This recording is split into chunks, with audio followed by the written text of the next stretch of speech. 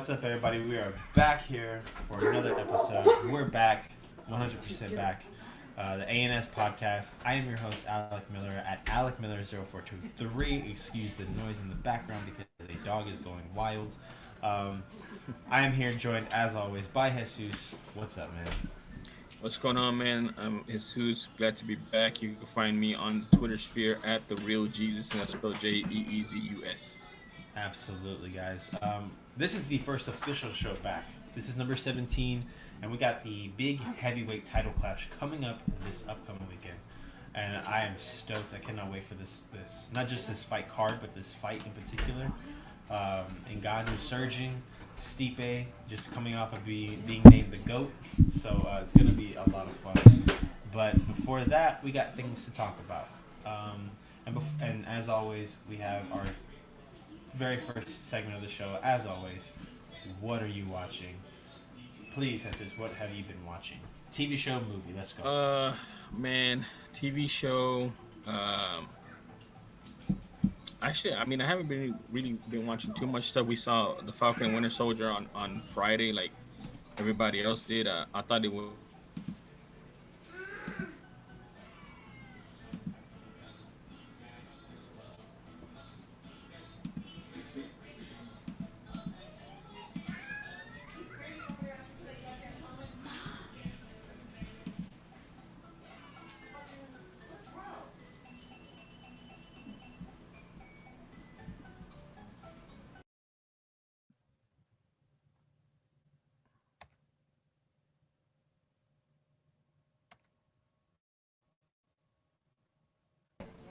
I'm back. Sorry about that. It's all right, man. So yeah, man, just Winter Soldier and the Falcon and Winter Soldier show on Friday. I haven't seen the Snyder Cut. I'm gonna watch it this weekend.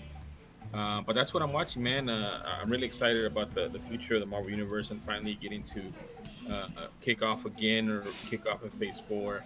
And we get to see Black Widow now for sure in July. So that's what I've been watching, man. How about you?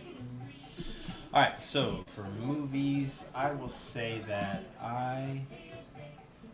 probably the most recent movie that I've watched, surprisingly, is The Naked Gun.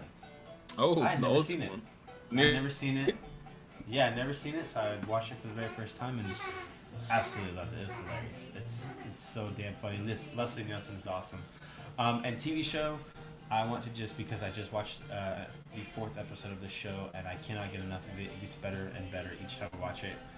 Goblin Slayer, the anime on Crunchyroll, definitely worth checking out if you are an anime fan. If you are an RPG fan, a video game fan, this has a 100% RPG feel, right down to the going on quests and going on adventures and stuff like that. So it's definitely worth a look if you haven't seen it yet. Maybe talk about how awesome it is because it's badass. Yeah, I'm gonna check it out, man. I'm gonna check that one out. Real quick too, man. I did see a movie. I just remembered. Do you remember a movie that Ben Affleck directed in 2017? That was like a gangster movie. Yeah, I can't. In the Night or something like that. In the Night, yeah, I think something like that, right? Yeah. So I saw that movie, man, and that was a really good story. Some of the acting was really good, but Ben Affleck just looked really stiff in it, and he actually directed it. So I'm thinking maybe it's because he was a director and he's the main character. He just looked really stiff. It wasn't his normal performance. But the story was really good. I mean, I like gangster movies, so I think it was pretty good. I recommend it. All right, I'm gonna have to check that one out. I haven't seen that one, but I do like Ben Affleck as a director, so that's what. And also, my take on Falcon and the Winter Soldier, love it. We haven't even had a chance to talk about WandaVision, but I personally loved WandaVision. I had a lot of fun with it, and I know that the only issue I had with it was the little dick tease they gave us with Evan Peters. To me, that was a dick tease. That was being trolly. That was being a troll. I even forgave Paul Bettany's troll, but that was a troll that I don't think I'll ever forgive. You knew what you were doing. You knew what you were doing. You played with my emotions. Mm-hmm. And I believe even Elizabeth Olsen came out and said that she was like, "Oh wow, we're mixing with the X-Men." She read for it and was like, "Oh, No. You told So me the X-Men were coming out, the mutants were being introduced in WandaVision, and then you take it right away from us. they did, they did. But the show overall was a great show. Um, I love seeing a superhero, and I love what these shows are doing because the same thing can be said about Falcon and Winter Soldier. But it's showing superheroes going through real human emotions. Um, with WandaVision, it's obviously the grief. She's been through a hell of a lot, and I think in WandaVision ends up coming out stronger, a stronger person than she ever was. So I really can't wait for that. A stronger sorcerer too, a much stronger sorcerer even stronger than I would say Doctor Strange. Well, Um, well, Harkness says it right. It's supposed to be the Scarlet Witch is supposed to be stronger than the Sorcerer Supreme. yeah, my hint was the what's it called? I always forget what it's called. Astral projection.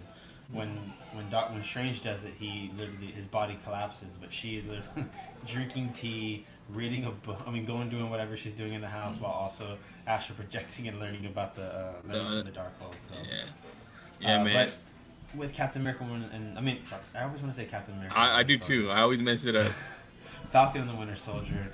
This is showing the kind of not only the financial side, but we never 100% got to see Cap and Steve try to integrate back into society, and we're getting that with Bucky.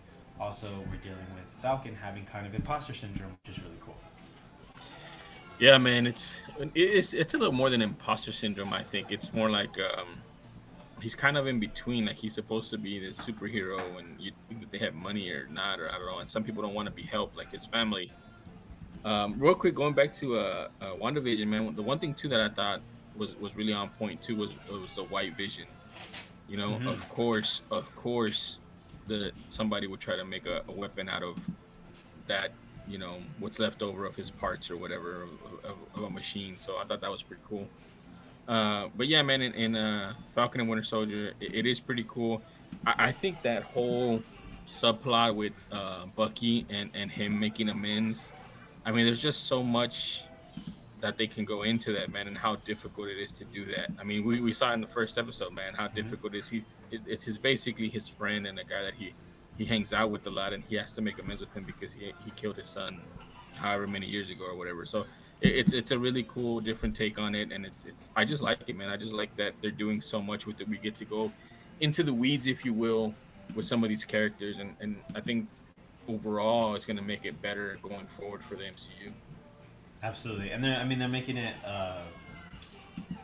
like feel like a long, like one just really long movie, and we're getting to dig into these characters because we're always told. Everyone always says, "Why are we always getting the same characters? Let's get some new characters involved. Let's learn about them more." And now we're getting that, and it's really cool to see that. And kind of, the theories that I've been hearing are kind of interesting. Of like this might set up Young Avengers. I'm trying not to look too much into theories because of WandaVision. WandaVision. Everyone had theories like crazy. I was expecting Mephisto, or Dormammu, or a Nightmare, or something. I was expecting something, and we didn't get that, but it's okay. But let's go ahead and talk about. Actually, I want to break down Bilal Muhammad versus Leon Edwards. We didn't get a chance to talk about that, and the fight kind of came to not a dud, but just kind of very like a wah wah type fit deal, you know. Just very very unfortunate that we're getting a lot of these. We're getting a lot of knees to the head disqualifications. We're getting now, a disqualification based off of eye poke. No one's fault. That's not nearly as egregious as a knee to the head. But when you see the pictures of Bilal Muhammad's eye, it's just his finger was literally. I think it missed the eyeball. Thank God. That would have been horrible, man. He got that whole orbital area, which really sucks for Bilal Muhammad. So I'm really hoping to see him make a quick and speedy recovery, see him back into the octagon. But he was kind of up against a much different opponent in Leon Edwards. He was struggling, man. I mean, it was a gigantic step up in competition for Bilal Muhammad. He's lost to lesser fighters, but that was before he became this Bilal Muhammad. That's a really good fighter. A really good fighter. Yeah, he's a really good fighter, man. I really like him. The only thing is yeah, he was up against, and again, a lot of 170 pounders don't want to fight Leon Edwards. They're worried about his skill set. He's not an easy out. They want somebody that's less risk to him to keep their the number next to their name. So he's had trouble finding good fights, good matches. So for Muhammad to step up and fight on last minute notice, we got a barn burner basically, because Muhammad is not scared of him, and not that he's not scared. I'm sure he respects him and he's scared of him to an extent, as much as one fighter could be scared of another. But I'm saying he wasn't scared to take that fight. You know, he wasn't scared to take that fight and test himself, which is why I like.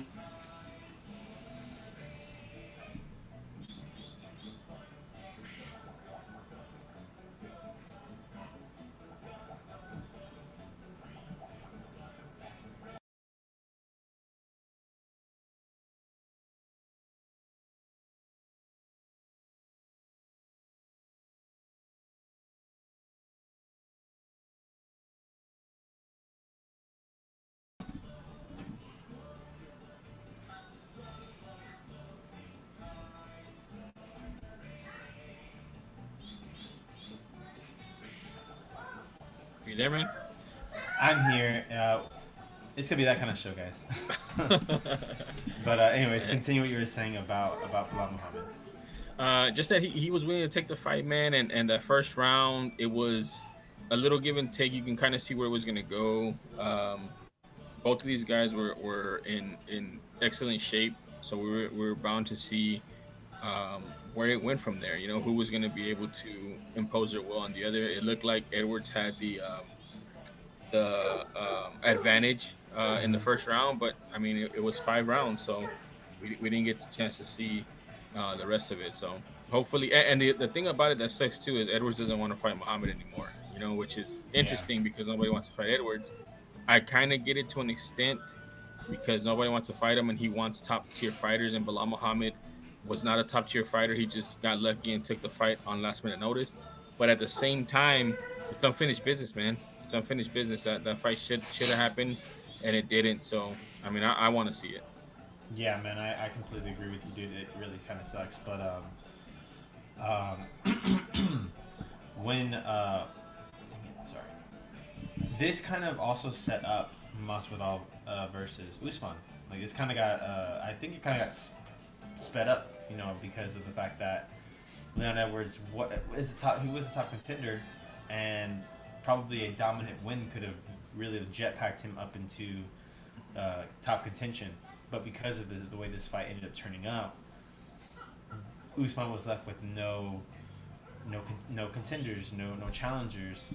I know I mentioned Stephen Thompson, but it seemed he kind of has like been kind of on the back burner. He doesn't really seem to be interested in fighting really interested in fighting Usman. Maybe he was like, I dealt with Tyron Woodley enough.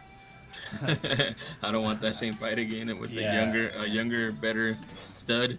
yeah, it could be that, man. But there was really nobody else. Masvidal was kind of the one guy that Usman hasn't really dominated, or at least had a great showing against. He didn't necessarily win that fight, but he also didn't lose it against Masvidal. Masvidal was really kind of bored, and you could see that.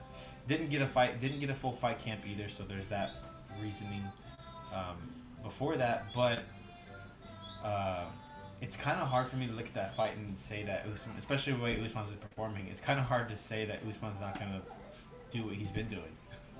Yeah, and again too, like people give credit to the guy who steps up on last minute notice, but also, I mean, Usman fought Masvidal on last minute notice. You know what I Yeah, mean? So it goes both ways.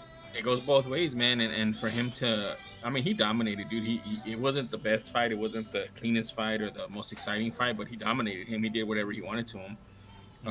And I think with the full camp, knowing who's gonna be his opponent, I think it's probably gonna get finished, man. And I don't know, like maybe third, fourth round, just depending on how in shape Masvidal is. And Masvidal's been looking out of shape, man. So I feel like he's been in the game for so long that he's kind of getting to that point where it's harder for him to train. It's harder for him to grind.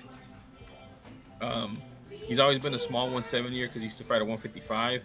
I don't think he'll have trouble making weight, but I just think that it's going to be a grind for him, man. And Usman loves that, dude. Usman loves grinding you out, putting you up against the Hmm. fence, wrestling you, stomping on your feet, just making you uncomfortable, man. And I don't think Masvidal has the answer for Good old tiny. him. Uh, Yeah, yeah, and I think Masvidal also not too as like extensive as McGregor, but I think he's suffering a little bit from the McGregor syndrome of had a big fight, or had a couple big fights, made a lot of money, has kind of got the name behind him, and he's kind of not really. He's not training like he always is, and he could suffer just like McGregor did, man. And the only difference is McGregor has the 2 year, 3 year, 4 year excuse or whatever, however many years it was. Masvidal don't really have that. Like Masvidal doesn't have the yearly Man, excuse. yeah. Masvidal's last fight was against Usman and was a loss. He hasn't fought since then. I feel like because again he's been a journeyman. I feel like he's kind of protecting his high rank and just using his mouth and publicity to stay towards the top of the division without having to fight. I Yeah, mean, if you look at him, I mean, I want to see him fight Colby Covington. There's bad blood there, and he has absolutely. ran away from that fight at every time. And I say ran away because he's pushing the Usman fight because he wants the Usman fight. But you're coming off a loss, man. You know, even if it was last minute, you're coming off a loss. Take the Kobe fight, beat Kobe. If you're that guy, if you're the resurrection, beat him, and then fight Usman again after that. But he refused to do it, so now we're gonna get to see pretty much. I think a little bit worse than the first fight for him. You know, It's for funny. for his outcome. Yeah, man, it's funny that Usman, his mouth is what made everyone love him. His back and forth with Ben Askren, the 2 piece in Minnesota with Leon Edwards. But when your mouth's casting checks, I mean your mouth's writing checks that your ass isn't cashing because he's not going in there and doing it. He's not like 2 piece in Minnesota. There's built bad blood between Leon Edwards. What's his name? Dropping out of the fight, dude, that's Masvidal's chance to say, "Hey, let me do it." But because one doesn't want to risk that number, doesn't want to. Says he only wants championships, but then he's talking mad crap, man. I don't know. It's just it's weird, and it's funny how, and I say this all the time in sports, like the more you talk and the less you talk sometimes, the less action you're doing, it makes people turn on you really fast. Like Yeah. people can turn on you really fast. Yeah, you know, the thing is he already has a fan base now, like a I don't want to say it's toxic fan base, but it's getting there. But that's what they do, man. You know, that's what I've been seeing, and if I'm seeing it, I'm sure they've seen it as fighters, but Yeah, they have one good performance and then they try to ride that performance as long as possible to keep them towards the top of the division so I can get paid. And they try to call out guys that get paid, which I mean we can talk about something weird too with Dustin Poirier at 155 pounds because that's kind of the same thing. Remember that theory that I told you about Poirier and what he's yep. trying to do, or what I feel he might be trying to do. But it's the same, man. These guys are all chasing money because unfortunately UFC doesn't pay what they're supposed to pay, man. They don't pay their fighters. Exactly, man. And that's what sucks about this sport sometimes is that the pay kind of messes up the flow of how like challengers should be coming in. You know what I'm saying? Hmm. And it's making it where fighters are just looking for that money, and once they get that money, it's just they want that money fight. And if they can't get the money fight, they would rather just sit out until they can get that money fight instead of having a constant flow of challenges because everyone's paid on kind of the same. Look at the NFL; everyone's kind of paid on the same scale. You're all paid under the same scale for the same position, and it becomes all that matters is that championship. But when the pay gap is so like it fluctuates, man. You have fighters on the same card as McGregor and Poirier that probably got paid like make double digit $1,000, 15, I think is the lowest that they get paid right now. 15,000. which that's crazy. But then you have guys Poirier getting paid big off of the McGregor fight. You, you, you had Poirier getting paid off of the McGregor fight, and then you had Masvidal having those big. Imagine this: there is a alternate universe where Masvidal misses that knee on Askren. Who knows what happens? Man, he gets wrestle forked, man. Uh, Maybe it's Masvidal versus was it Logan Paul or Jake Paul I that don't lost know. his fight? One of the Paul. Yeah, It's that'd be a bad Masvidal fight. versus that That'd be guy. a bad fight for him. That'd be a bad fight for him. But yeah, man, and you know the thing about it too, and once they get to the top of the division, they know they're gonna get paid more than what they've been getting paid. It's not what they should be getting paid, but it's closer to it. So Hmm. they're trying to protect that as much as possible because they don't want to go back down. They don't want to go to the preliminaries anymore. They don't want to get paid 30,000 to show and 30,000 to win, and Hmm. have to beg for a fight of the night or a KO of the night or whatever just to Yep. make it worth their while. Because think about it, man. If you're Poirier and you made, let's say you made 1 million off of the McGregor fight, just to say, which he made more because he had points. You made 1 million off the McGregor fight, and you're gonna fight. I don't know. Who's a number two contender? Or let's say, let's say he fights Oliveira, Hmm. right? And they say, okay, well, this is not gonna be for championship fight, whatever. Let's just say whoever wins here is gonna fight for the championship. So we're gonna pay you 250 to show, and 100,000 to win. So 350. Is that valuable to him? Is that something? Why would he take that fight when he can take a trilogy fight with McGregor and get paid $1 million? So that's kind of the same thing that Masvidal's in. Masvidal probably got paid handsomely for that fight because it was last minute. It was in the middle of the pandemic, and he basically saved the fight card. So he probably got paid minimum 800,000, $1 million, right? Let's just say, do you fight Kobe Covington for 150,000 to show and 150,000 to win, Yeah. 300,000, or do you just keep running your mouth? Hopefully, you get another Usman fight and you get paid another $1 million. You know? Yep.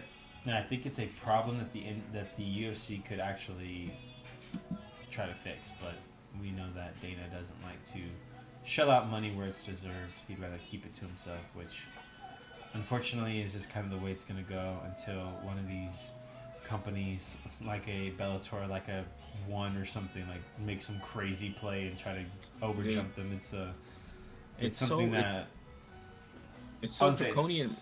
yeah. It's Go so ahead, go ahead. draconian, man. It's so.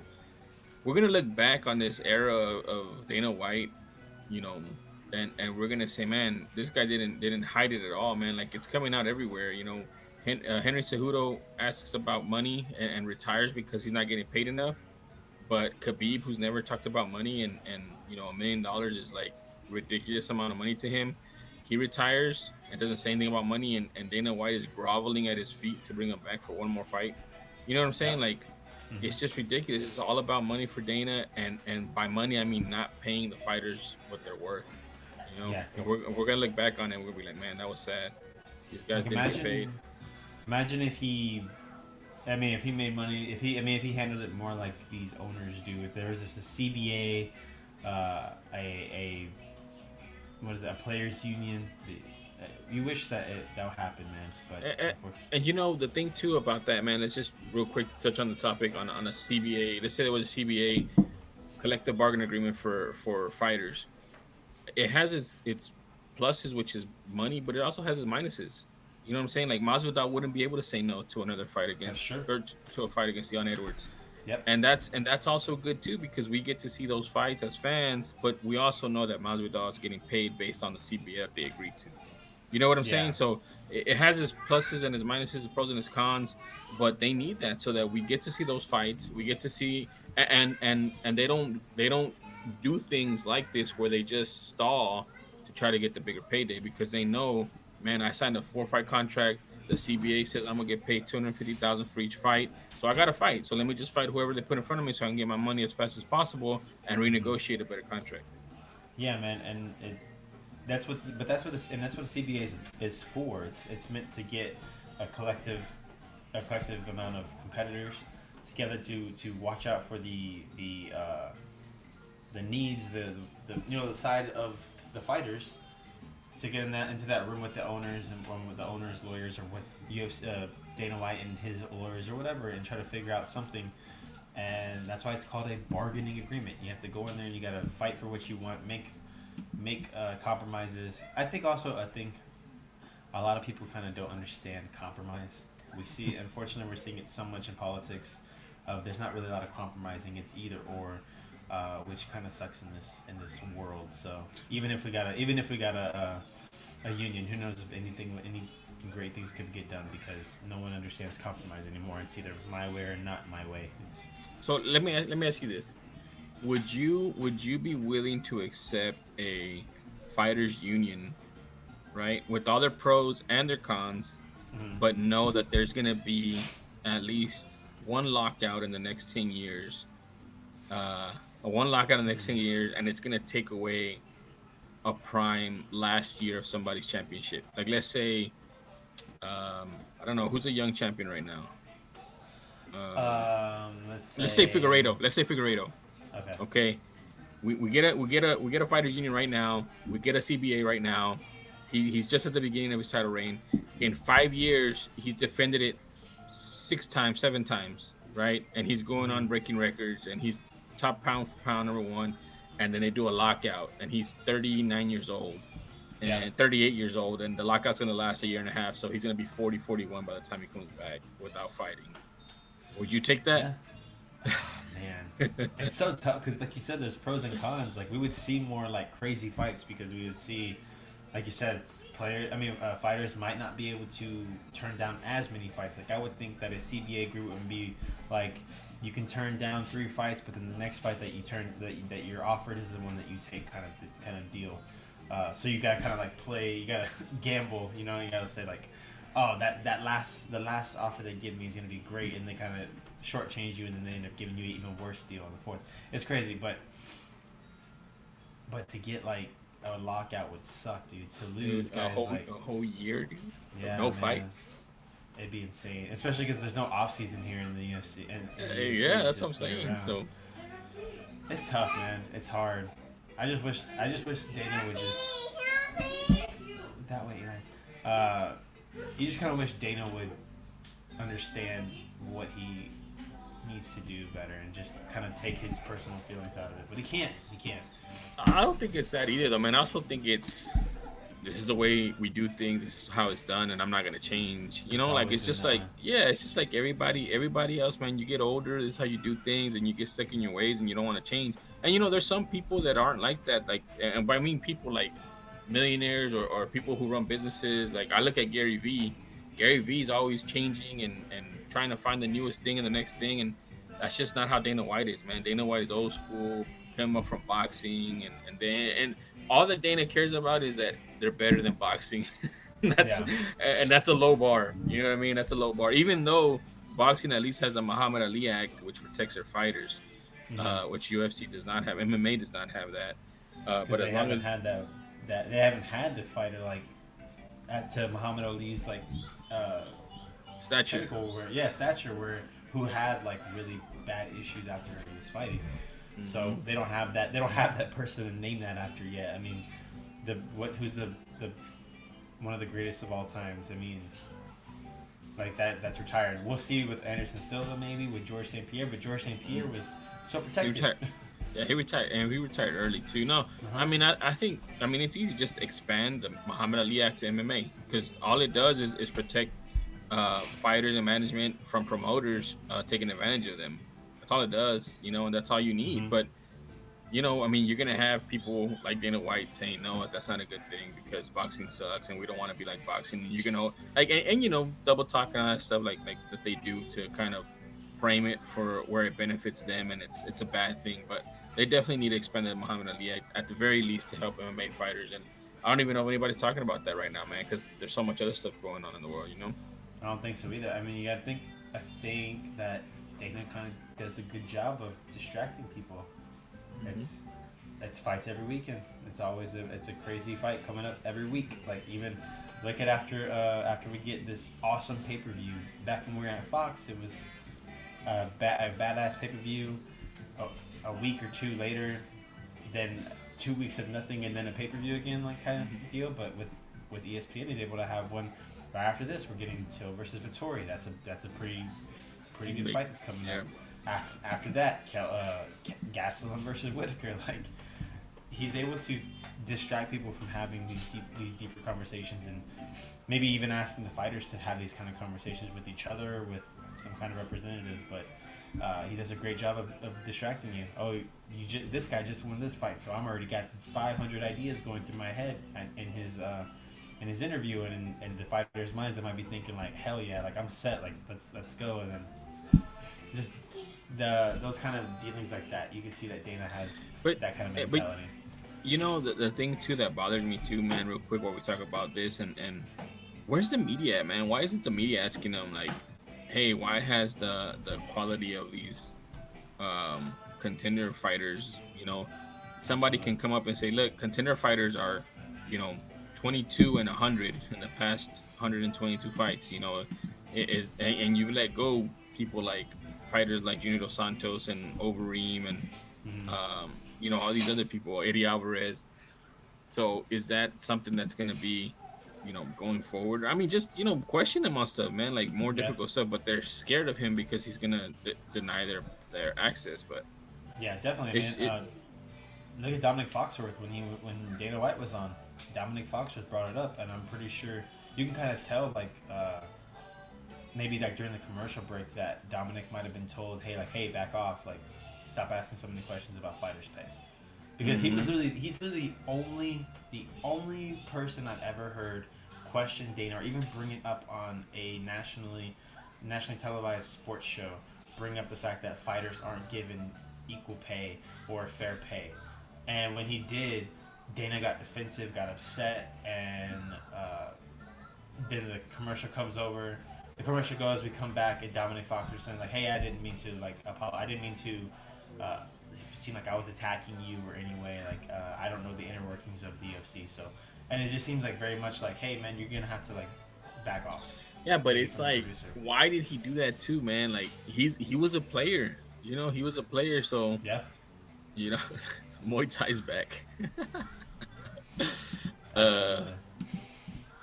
yeah, we'll let you mod Muay Thai. Yeah, Mod everybody in here right now. the chat is going crazy. Yeah. So yeah, man, like he was a player, so he knows that that's right, man. One sub at a That's right. time. Don't ever Uh, stop. so he knows that what players have gone through to get what they needed to get through, Hmm. and why stop, man? When you have that platform, I mean, who's Dana White to him? He's just a guy that's been on there one time, whatever. I don't know, man. It's difficult for me to take people like that serious whenever they get told, hey, man, this guy's a partner, you're gonna lose this money because he's mad at you. Man, I'm just asking a question, like, why is your fighter pay 17% of revenue? Because that's what it is. That's and that UFC antitrust lawsuit. That's where it came out. It's between 17 and 19% that they pay their fighters, and that's gone down because now we have nothing but contender fighters. So why is that when everyone else is 49, 50? I mean, NBA is 50-50 now, or 49-50, or something like that. So why is it that the UFC gets to get away with 17 to 19% when they're actually, getting concussed a lot more than everybody else, and the long-term effects of this sport haven't even been, brought to the forefront. So I don't know, man. Dude, Something needs to change. exactly, man. Like think about like people compare the NFL to like little tiny car crashes. What do you think fighting is? It's even big car, worse. big car Yeah, crashes. because it's not like it's boom fight and then I mean it's boom hit each other and then go away for like 2 minutes. The next It's play, go literally wait for the next play. No. yeah, it's literally 5 minutes at minimum. I guess minimum 5 if you're in a long fight, or if you're in the long fight 25 up to in championship fights like of giant car crashes. So yeah, man, it sucks and it sucks because sometimes I listen to some anime podcasts and I don't ever hear anybody bring this up. And because of that, we will always bring this up. I think that's gonna be a constant. It's kind of been our thing ever since we started. Is like talking about fighter pay and wages, and we're never gonna stop. We're gonna keep bringing that up until we either get shut down or things change. So, uh, if you didn't enjoy that part of it, tune out for a little bit. Come back, listen to the rest of it because we had a fight night this past weekend. Yep. Holland versus Brunson, highly anticipated, you would think. Two up and comer guys, not up and comers, but like two top tier contenders that haven't necessarily had a chance at the title yet, with Brunson and Holland. Holland, who is kind of surging, won what I believe it was 5 fights last year in 2020. Yes. Won 5 fights in 2020. Hot as hell, comes in against a Derek Brunson who is a monster, an absolute beast. Will wrestle you to the ground and look what he did to Edmund Shabazi and just wrestled him to the ground until he couldn't compete anymore and then just knocked him out. Like it's a work of art what Brunson has done. So to see these two guys go up against each other was highly anticipated. But before that, we did have. I want to bring up Adrian Yanis, Houston's own baby. Let's go. Adrian Yanez with his, I would say, second knockout in the UFC, third since he's been on national television, with the first one being in the Contender Series. He's becoming a knockout artist in this bantamweight, if I'm not mistaken, Yeah, division. he's at bantamweight, and the thing about it is you're right. He's being touted as a knockout artist, which kind of sucks because he's really good from a X's and O's and skill set standpoint. He's just super fast. He prods. He prods. He tries to make you. He sets traps. He's looking for mistakes. But one thing that I did notice when he talked in the interview, and he knew, which a lot of younger fighters don't, is he knew that the power was there for him to get his lights turned off from Gustavo Lopez. Lopez ain't a joke. He has a lot of power. So he was cautious, even though he had already hurt him before. He was cautious, and he was just stalking him, walking him down, and prodding and throwing and feinting. And he's so fast, man. He's so fast, even for the bantamweight division, man. And as long as he continues to progress and get some tougher, like, level up competition, I think he's gonna be at the top, man. Challenging for title contendership or even a title in the near future, because he has a pretty well-rounded skill set, and he has massive knockout power. Absolutely, absolutely. And he's like, what? Is he 23, 24? Yeah, he's somewhere around there, man. He's young. He's either a little younger than me or maybe the same age or a little older. But yeah, man, you're absolutely right. I think that the thing also about him is he knows he can knock people out, but he's not ever looking for the knockout. He's letting it slowly come to him. The first fight, yes, it was a little bit earlier knockout. I think it was in either the end of the first or the very beginning of the second round. But this one, all the way into the third round, man, all the way into the third round, and didn't look gassed, didn't look like he was tired. Was just went in there, did his thing, and that knockout eventually found its way there. It was beautiful, man. And yeah, he's got knockout power all the way into the third, which is scary as hell. Like Yeah. that, there were no super necessary punches. It was just straight up. It was a walk off, and everyone loves a walk off. It's Yeah. beautiful. Yeah, walk-offs are nice, man. The thing you talked about, the power in the third round, it's also the speed. His speed didn't go down in the third round, man. He was still quick. He was still lightning fast. He was still setting things up. He was seeing everything. It kind of helped that Lopez he wasn't slow, but he was kind of slow. He was kind of slow because he's a bigger guy.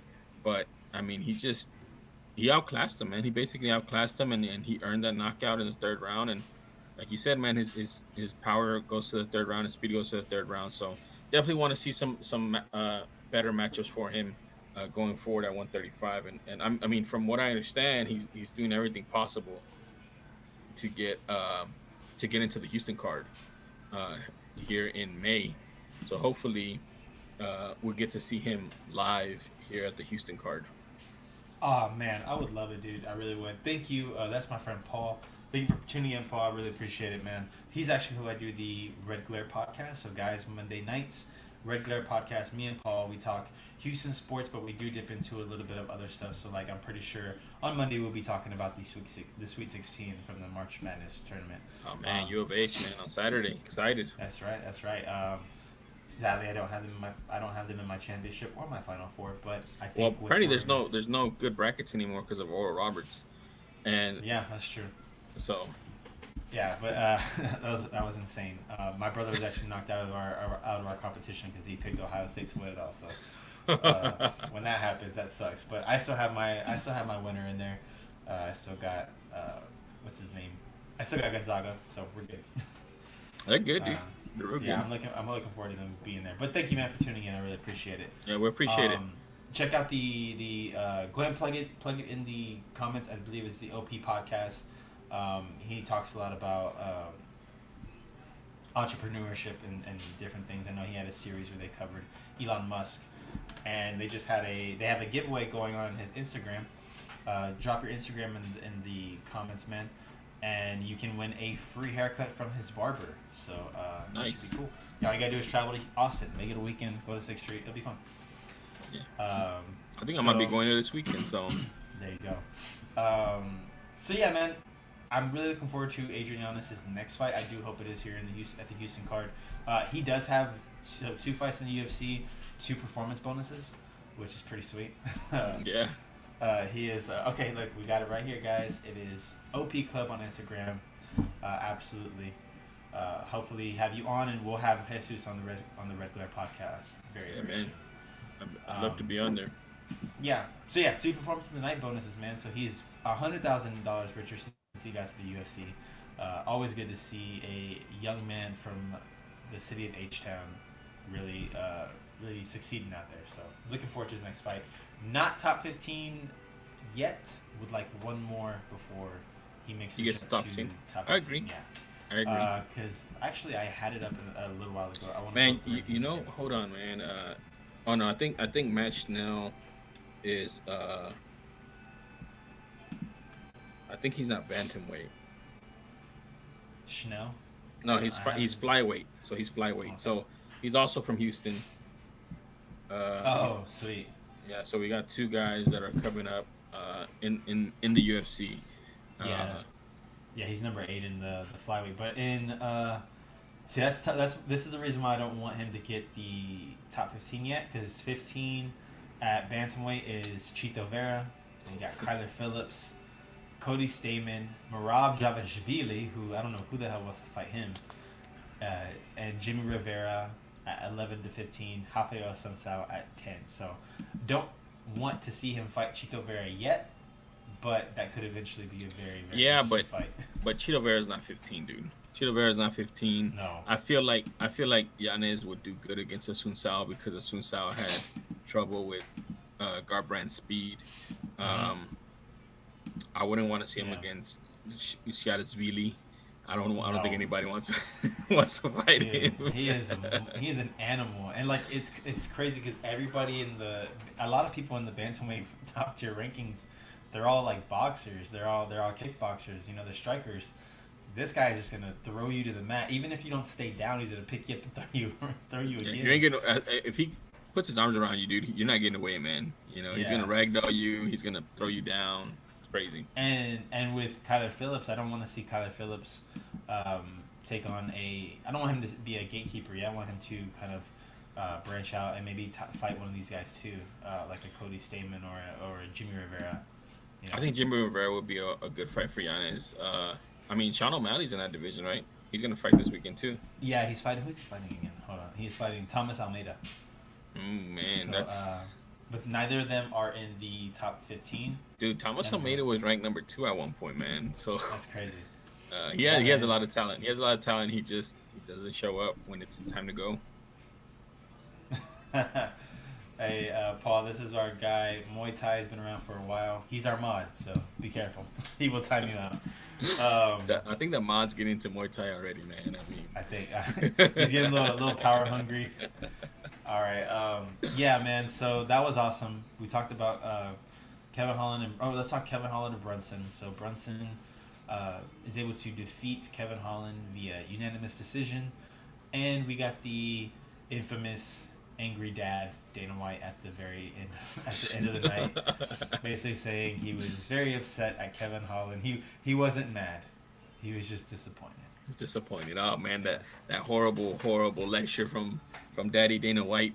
Yeah, it's always worse when he's disappointed. Oh yeah, man.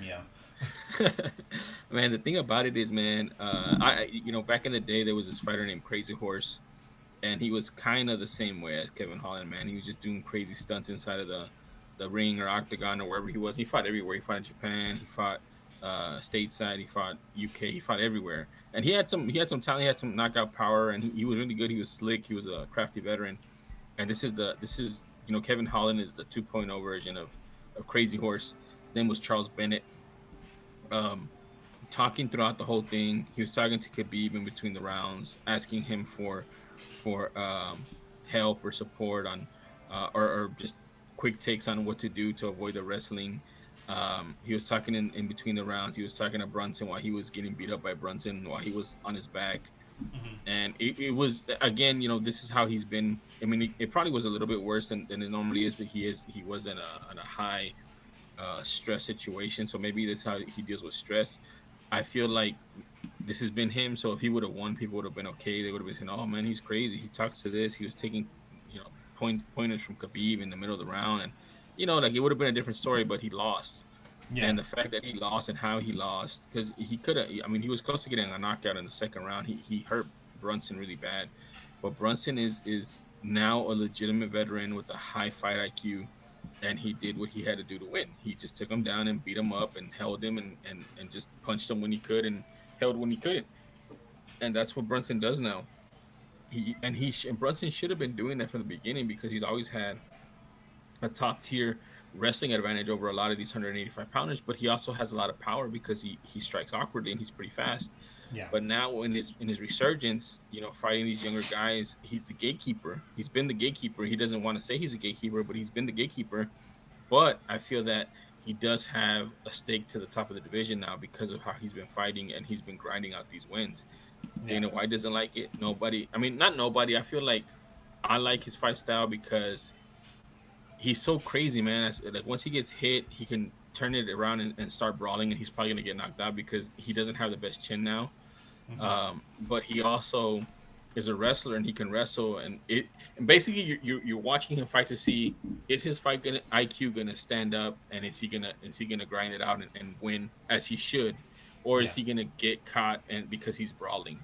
And in this instance, he got caught, but his fight IQ, he took over and he just wrestled him for the whole entirety of the fight. So good yeah. on Derek Brunson, man. We'll see if we get to see him against some other top tier fighters. But he's made a late career resurgence, man, and it's been kind of fun to watch. Yeah, man, and I mean, right now he's number 4, so he jumped 3 spots after that win, because Hermanson, Vittori, and Till have just kind of they've been inactive. Obviously, we have Till and Vittori coming up. No word on Hermanson yet, but yeah, Brunson jumps up to number 4. Only Cannonier, Costa, and Whitaker above him. All three have already. I don't know. You might have to correct me. Has Brunson fought Adesanya yet? Yeah, he fought him, and Okay. Adesanya knocked him out. Okay, so see, there's 4 guys at the top that have already been beat by Adesanya, so it could be a race to the top. We have Gastelum versus Whitaker. I think that's if Whitaker wins, he's gonna. I think Whitaker only has to win. He doesn't have to knock out Gastelum in any crazy way. He just has to win in order to get another shot. This was supposed to be Whitaker versus Costa, but Costa had to pull out, so maybe we can get a Costa versus Cannonier fight in the future. Um, that'd be interesting, or maybe even if he's willing to, Costa versus Brunson. Kind of fast track your way, Brunson, if you want to win. But that's one of those fights that you say could be scary uh, going in because Costa is a monster. It walks forward, and obviously he didn't walk forward against Adesanya, so he got knocked out. But if he goes forward on a guy like on Brunson, would Brunson be willing to hang, or would he be smart and try to take him down? Well, the thing is, man, is that Costa already fought a wrestler Yoel? in Yoel, Yeah. and he wasn't able to take him down. I mean, he tried, I think, but he couldn't hold him down. So Mm-hmm. he's a big dude, man. He's a big dude at 185. So, He probably fights that day at least at 200. oh, dude, no, no. I mean, he has to be like 205, 210, dude. I mean, he has to. That's He's probably crazy. cutting down from 220, man. That's wild, dude. He's huge, man. He's a huge. I mean, and the thing is that he we have those pictures where he's rehydrating with an IV, which is illegal now. So he cuts a lot of weight, man, to get to 185. I don't know. Maybe we'll see if I hope that fight gets made because I think that's a good fight, like you said, and it's interesting from a high top of the division standpoint. But if Brunson can get past the first round flurry, like the first round, Yeah. can he wear down Costa? Because more than likely it's gonna be a main event, so it's gonna be 5 rounds. I doubt that they would put it as a three. If it's number 3 against number 4, that they would put it on the undercard unless it's a big Yeah. championship fight at the top of the fight card. Absolutely. I 100% agree with you, man. It's definitely interesting. But so that's everything that we've covered. We've covered kind of everything that's of note. Let's talk a little bit news before we head out. We do have a lightweight championship bout set for May here in Houston, Texas, guys, in front of a live crowd for the very first time. And that is Michael Chandler taking on Charles Oliveira for the vacant UFC lightweight championship. So no matter what, we will be getting a new champion, and I think this is kind of a surprise to me, and not a bad surprise. This is kind of a welcome surprise halfway. Um, I do understand why Michael Chandler is getting the rocket strapped to him. 100% understand. Had his basically had a lot of his career in Bellator outside the UFC. People know who Michael Chandler is. Um, Very highly anticipated debut, and he comes out and he delivers on all accounts. Comes out, knocks out Dan Hooker.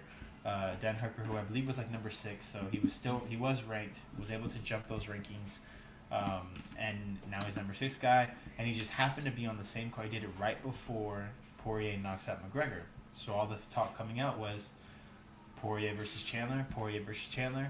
We have heard from Poirier himself that he's kind of looking for the money, looking for the fight with McGregor 3, which would be great. I think that'd be a great fight, McGregor versus Poirier 3. We know that McGregor fights a little bit. He does change his fighting style whenever he loses. We saw that with Nate Diaz. He was able to get better and didn't fight a crazy fight. He went out there and fought a winning fight. So we do know that McGregor's capable of that, but we also do know that Poirier is also capable of that. So going to be a much better fight, I think, in the third one. And and a lot of people, even you including, saying like Charles Oliveira, after him beating and kind of dismantling Tony Ferguson for 3 rounds, we're saying like this guy's at the top of the division. He needs to be looked at as a contender. And now we're getting it. Now we're getting Charles Oliveira versus Michael Chandler for the title. A surprise, but I believe a welcome surprise. Yeah, man. I mean, we said that the top of that division is really kind of stacked and compact, and there's not a lot of. I mean, Gaethje's still out there too. Where's Gaethje going? You know? Oh, he tweeted. Yeah. You know, but we're gonna get to see these guys fight each other over the next 1.5 years, because they're so close, and they all deserve the fights. You know, so yeah, Chandler came in, very well known guy, and you also got to think about what he did to Hooker. I mean, Poirier couldn't knock Hooker out. You know, Nope. Poirier went to a decision, and it was close there for a bit until Poirier started taking over the later rounds. Yeah. But Chandler knocked him out, man. I mean, knocked him out. There was no, Clean. yeah, there was no like controversy around it. So, is he deserving? Maybe not necessarily, but I don't think it's a robbery. In other words, that he gets it. I want to see it. And Oliveira is going to be a tough fight for him, man. Oliveira is a tough fight for anybody at 155. He's at the top of his game. He did dismantle Ferguson, and he's not like on an 8-fight winning streak. And he's fought a lot of guys during that 8-fight win streak that are in the division, top of the division, and he deserves it, man. He deserves it. I called it on one of our previous podcasts as saying that Oliveira would fight maybe here in Houston, maybe for a championship. Yeah. And sure enough, he's fighting in Houston for a championship. I didn't know it was going to be against Chandler, but that's going to be a great fight, man, either way. All right. So I have Oliveira pulled up, starting from the latest fight. So Oliveira, a win over Clay Guida by submission. Oliveira, so that's 1. Oliveira, a win over Giagos via submission. That's 2. Oliveira defeats Miller by submission. That's 3. Oliveira over Tamir by submission. That's 4. Oliveira over Lentz by KO. That's 5. Oliveira over Gordon by KO. That's 6. Oliveira over Lee by submission. That's 7. Oliveira over Ferguson by decision. That's 8. That is a lot of fights over some really decent names. His last loss was in December 2nd, 2017 by Felder. So, And that fight, was it a KO or what was it? it was a KO in the second round. Man, I think I remember that fight too, and I think he was winning that fight too. So that's almost what 3.5 years basically, almost to when he Yep, fights that almost he's 4 years. had a loss. And you see those last fights. Ferguson was at the top of the division for a long time, and he dismantled him. Lee was a title challenger, and he's been a tough out for other people too. And I think Lee's just coming off of that win against Gillespie. So that's a good win on his record too. So, I mean, he's just well rounded, man. He's just well rounded. He can strike now. He's fast, and he has ridiculous jiu-jitsu. So Absolutely.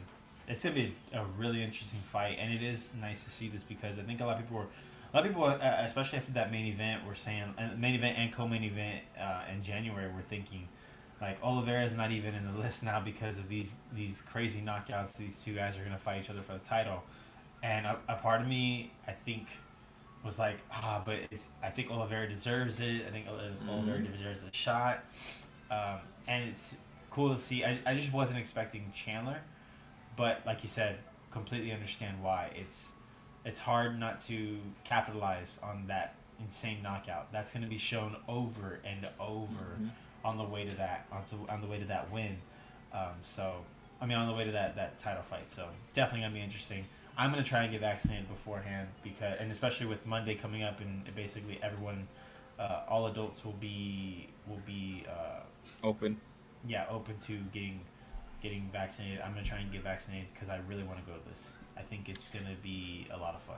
Yeah, I got my first shot on Wednesday. My follow up shot is obviously in 20 days or 15 days. I don't remember when, but it's in April. So I'll be fully vaccinated by then. I'm definitely gonna go. I haven't been to it. It sucks because I don't know how many people there are gonna be vaccinated. I'm still gonna be precautious. Oh, I'm gonna wear a Uh, mask. yeah, that's what I'm saying. But I want to get another one of these posters.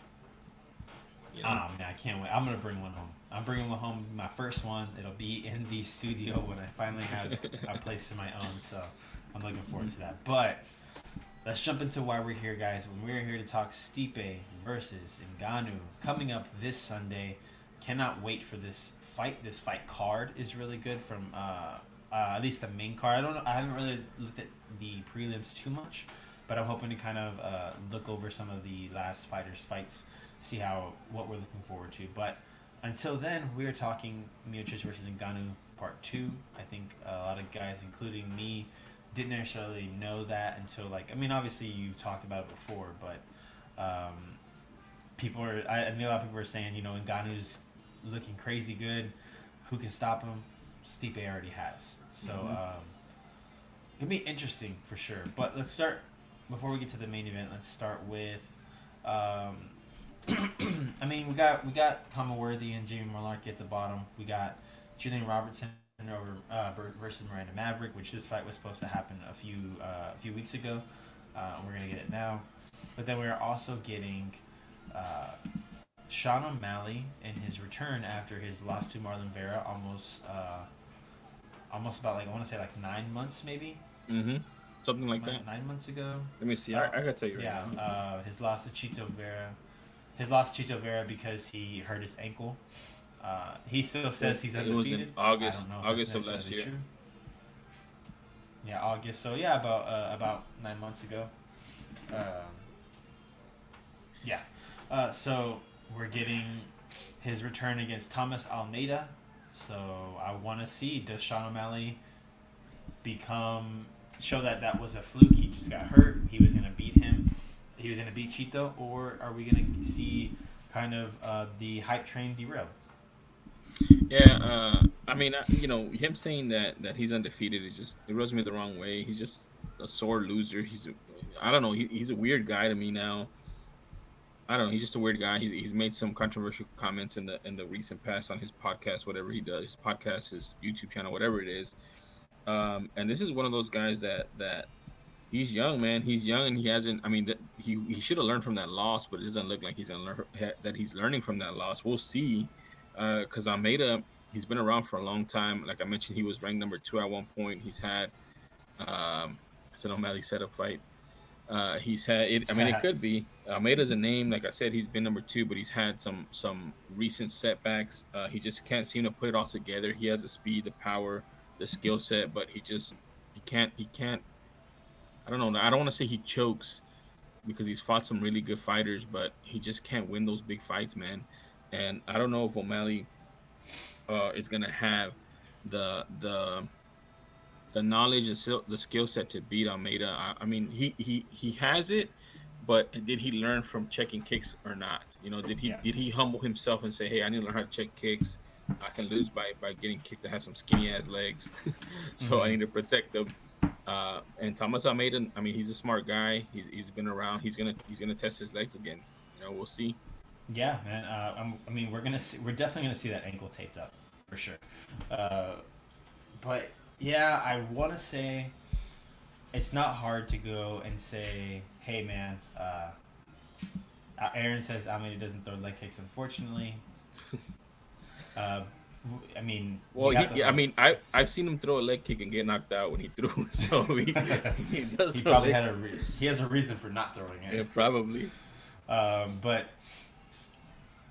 oh, sorry, it would be like a nice change of pace to see a fighter say like, "Oh man, like it just sucks that I got my ankle hurt. I'll figure. I'll just got to make sure to learn from it." Blah blah blah. But like you said, he just kind of was like, "Nah, that was a fluke." Like it does rub people the wrong way. It sucks, but we'll see. That's gonna be a good fight to look forward to. Then we have the co-main event, which is Tyron Woodley looking for a win against Vicente Luque, who is also looking for a win. Vicente Luque is kind of on a downward, not a downward spiral, but just had a rough go of it lately with his loss to Stephen Thompson. I forget the name of the man that he lost to recently. Well, no, hold on. He lost to Thompson in 2019. Oh, sorry, yeah. He beat He beat Nico Price by KO, which is thank God. And he beat Brown. So he's coming off of a nice little run, but it's kind of crazy to see him at he's at number 10 right now. yeah, because those guys, I mean, they weren't that highly ranked. So, Yeah. yeah. See, Aaron's saying that they won two straight. Yeah, he won two straight against Randy Brown and then Nico Price. That Nico Price fight was kind of like a war, man.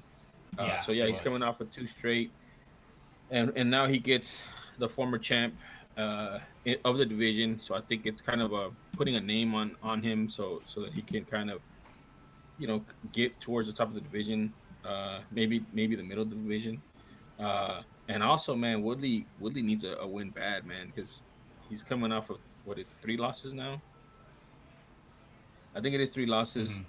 and I think we talked about this last time. If this was one of the worst falls from championship, uh,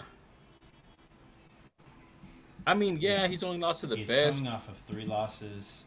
but it's the way he loses, man. Like he's gun shy. He's getting out Mm-hmm. wrestled when he's supposed to be this great wrestler and this great striker, this super fast striker. And I don't know, man. I just think that he's at a point where he's gun shy. His mind knows what to do, but his body's not pulling the trigger anymore, or not willing to. And it happens. I mean, it happens to some older fighters. I mean, Woodley's not young by any stretch. I think he's 38, 39. Let me see. He's somewhere around there. Let me see.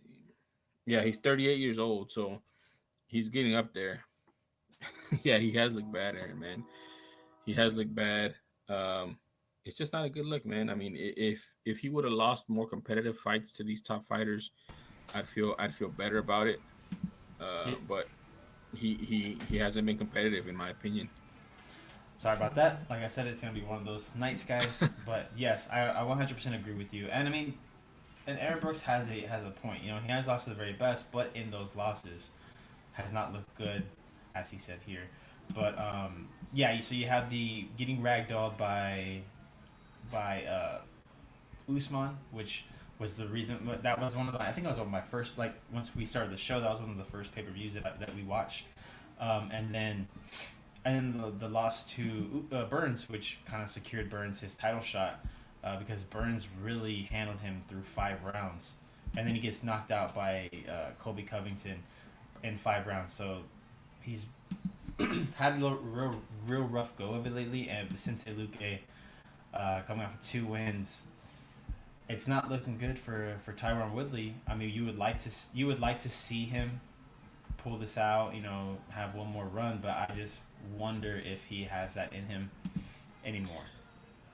I don't know, man. Like I was mentioning, he just some fighters get to a point where they can see the openings, but they just can't throw the punch.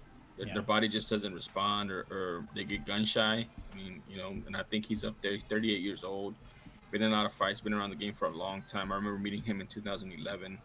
Um, and he was fighting. Then he was fighting, I think, for Strike Force at the time. I don't remember. And he had just gotten off a loss against Nate Marquardt when he got knocked out. Um, so I don't know, man. And you know, he's talking too. He's talking. He's putting stuff out there saying that he doesn't recognize a fighter that he sees when after those fights. I don't think a lot of us do, man. I mean, he this guy was pretty dominant, and he was a tough out for a lot of people because he's so fast, so strong, such a good wrestler, so smart. And he's just getting outworked, man, and just getting beat to the punch. So hopefully we see the old Tyron Woodley. I've said that the last couple fights, and that hasn't been the case. I Yeah, really thought Gilbert Burns was a better matchup for him, and it didn't turn out that way. Didn't turn out that yeah, way. yeah. So we'll definitely see. That is the co-main event, so that's kind of cool to see that there. I think the last time we saw him fight was on a fight night main event. So he's only 3 rounds this time. Can Tyron get to the third round and try to grind out a win? We'll see. But Vicente Luque is one of those guys. Man, this guy hits so hard. Man, you know, I went back and I was watching some of his fights, and I didn't know, but he knocked out Thiago Santos, dude. Oh He knocked wow. him out. And dude, Thiago Santos is a 205 pounder now, you know, and Yeah. he's fighting at 170. So he has that kind of massive power to knock a 205 pounder out. I don't think they were fighting at 205, but I think they were like maybe 185, 170. I don't Hmm. know. But he knocked him out, dude. So Yeah. a lot So of yeah, power. like I said, this guy hits really hard. I think the one against Brown, the knockout against Brown looked really bad. But all right, let's get to our main event. Very possibly could be the most exciting fight, but could also very possibly be the not as most exciting fight. Heavyweights are always scary, and you know when Stipe first fought Ngannou, he fought him the way that Ngannou should be fought, staying out of reach of his power, uh, taking care of business, not getting hit by this monster of a man. Man, that fight from Stipe against Ngannou was like a perfect fight. Like he had to fight a perfect fight, and even then, he got hit and he got tagged Yeah. by Ngannou hard, and he got stung too, like where he was kind of wobbly or whatever. But I mean, he just that showed the heart of a champion, the mind of a champion, the IQ of a champion, and he just neutralized a lot of what Ngannou does and kept him on his toes and kept him guessing. I don't know if he's gonna be able to do that, man. I mean, the last time they fought was I don't know how long ago. I can check real quick. Give me a second. Go ahead and keep and continue with your point. It was in 2018, so There you go. that's what it's almost 3 years, 3.5 years, three years and a couple months from now, and Stipe is a lot older. He's been in some wars with DC, got knocked out, and Ngannou's just been getting better, and I don't even think better like from Technical. a technical standpoint. I just think better from a mindset where he knows that they can't handle his power, and he Mm-hmm. can handle theirs, and I guess just more confidence in his knockout ability. So this fight I feel is going to be a lot different from the first fight, from at least from an Ngannou standpoint, and it's basically going to be, can Stipe, be the matador and avoid those strikes and wrestle him, probably, because I don't think the striking is going to be the same as it was. I mean, in that first fight he was tentative. Ngannou was tentative. He was letting Stipe lead a lot, and he was confused of what Stipe was doing to him. I don't think that's going to be the same outcome this time, and I don't like picking against Stipe because he's proven me wrong a lot of times. But this is just, I don't know, man. I feel like this isn't Ngannou's time, and he's just such a beast right now. Yeah, and and the thing about Stipe too that we haven't brought up is the fact that before that DC fight, a lot of talk was one of these guys is retiring. You know, it was basically is the I wasn't really understanding, and a couple other people that I saw were like the loser might be the one who retires, and we did get that with DC. Does Stipe kind of have one foot in, one foot out? Also, that eye injury. Don't forget that eye injury. Mm-hmm. Yeah. So it's a much different fight. They're both coming in it from different I think standpoints. I mean, obviously, Ngannou's always been great, but he's been knocking out guys like nonstop. I'm looking at it here. He had uh, he knocked out he after his loss to Lewis. He knocked out Curtis Blades, knocks out Velasquez, knocks out Dos Santos, and then knocks out Rosenstrike. So the dude's on a kind of a knockout streak. Mm-hmm. Can he find? Can he get his shot in before being wrestled or any kind of thing? I will say in that Rosenstrike fight, a lot of the fights. I mean, a lot of the punches were missing, and then the one that needed to land landed. But he did miss a lot of he did miss a lot of those first shots that were thrown. Dude, I mean, The they're not Stipe have crisp. They're no, not they're crisp. not. They're not crisp. You know, like they're not crisp fight. They're not. I mean, punches. They're wide looping punches. Um, but again, all he needed was one, dude, and he went out like a light. So Yeah, I don't know, man. This is a tough one to kind of see going Stipe's way. Stipe's 38 years old, dude, and like you said, he might have one foot in, one foot out, and it sucks because like we said after the DC fight, whoever won that trilogy was gonna be the goat basically at heavyweight. yeah.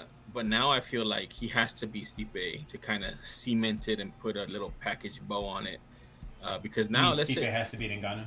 yeah, Stipe has to beat Ngannou. I'm sorry to put a bow on his legacy, and he can walk Mm-hmm. away after that, and he'll be the number one guy. Nobody can touch him. If he loses to Ngannou now, one, does he come back and try to beat him like he did DC?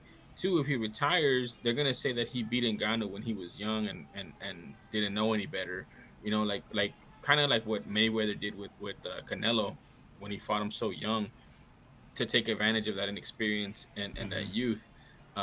So I don't know, man. It's a big fight for Stipe. Even though we said last time he was going to be a goat after the DC trilogy, this is a big fight for Stipe. Yeah, very interesting. You're basically saying that Ngannou is Canelo if Canelo would have gotten another another shot, like everyone was requesting. At Uh, Mayweather. yeah, but yeah, you're 100% correct. I think that uh, this has to be a win for Stipe. And thing is, Stipe does not have to go out there and razzle dazzle, highlight reel. No, he just has to win. He just has to Just win. get the W, man. Just get the W. Yeah, that's what I'm saying. This could very possibly be one of those like fights, like, which we no one wants to see. Obviously, we don't want to see What that. one of those fights where Uh, Stipe just kicks his legs a little, moves around, runs, kicks his leg a little, yeah, moves around. wins on points, Yeah. but and we don't want that because I mean you think about the last pay per view of it and it was just kind of it ended on a little want want. Yeah. So yeah, I don't want to see that happen, but it very possibly could. But I also don't think that it will. I'm not willing to give my prediction yet. I want to see. I kind of want to see them on the scale first. Each guy on the scale. How does Stipe look? Does he look like he had to cut a lot? We already know Ngannou has to I would cut. say, Like do you that's think Ngannou's gonna have like a beer belly or something? I mean, no. Ngannou has to cut, and it's not like he doesn't have to cut weight because he's like Derek Lewis and Derek Lewis likes to eat. It's because the man's a monster. He has to dehydrate some of those muscles in order to make weight. it's crazy, man. But yeah, man, I'm definitely looking forward to this fight. I'm looking forward to purchasing this and watching it probably the day after because um, the head of the household requested a date night. So You gotta keep him happy, man. You gotta keep him happy. absolutely, So yeah. you're gonna miss the U of H game too? Most likely. I mean, I know we're going to. So we're going to Holman Heights. Have like a little, have some drinks, have some food. So it's a bar, so there'll probably be some TVs up, but I won't be like focused entirely on it. All I know, honestly, with the U of H game, you just gotta watch the very last, the last like what 4 minutes to get it. Unless it's a done. But blowout. I will be right back. Yeah, I will be right back. I have to take care of some business. Go ahead, and I want you to maybe break down some of the upcoming fights that we have. Like we have break down Vittori versus Till and Gastelum versus Whitaker. So I'll be right back. All right. So the next fight we have coming up on April 10th at the UFC Apex is going to be Darren Till versus Marvin Vittori. Vittori's always been interesting to me, man. I think a lot of people, a lot of fighters, kind of don't want to fight him.